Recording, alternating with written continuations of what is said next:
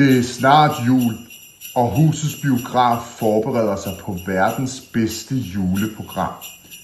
Men onde kræfter lurer i kommunens mørke afkrog.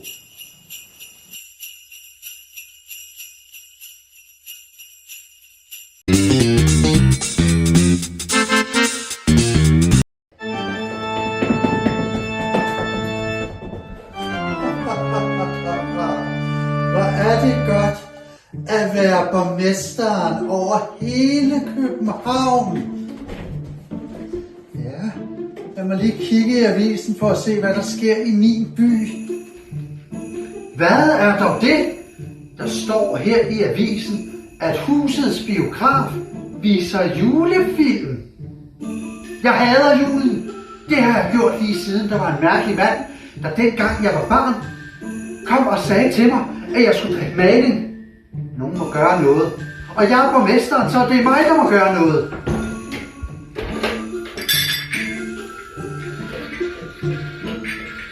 Ja, hallo?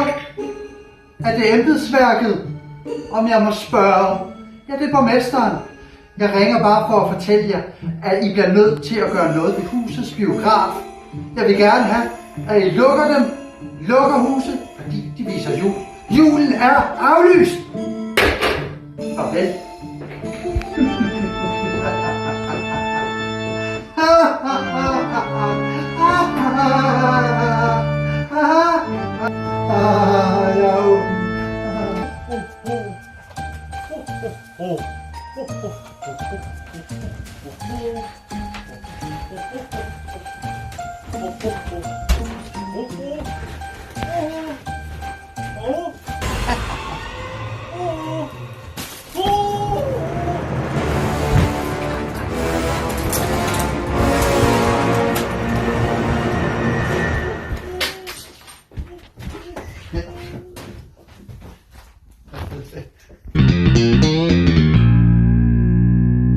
Prøv at høre, Emil. Terrifier er ikke en julefilm. Han har set den flere gange, og han ser ikke på en eneste gang i filmen.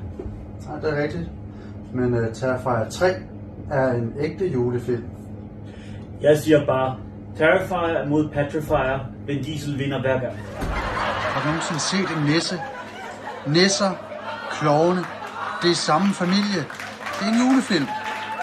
Du bringer nogle gode pointer op. Og... Hey, det ringer. Øjeblik. Ja, hallo? Ja? Nej? Ja?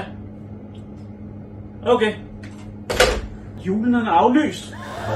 Hvad? Er julen aflyst? Ja, på grund af en eller anden ny borgmester. Man kan da ikke aflyse julen. Og det er ikke... Hvad skal vi gøre med al vores overskydende energi? Og det er ikke engang det værste. Hun vil også lukke huset. Okay, nu bliver jeg faktisk lidt ærgerlig. Fuck julen, at hun lukker huset. Det er for meget. Og der vil jeg altså også sætte grænsen. Jamen, hvad skal vi gøre? Det var Søren.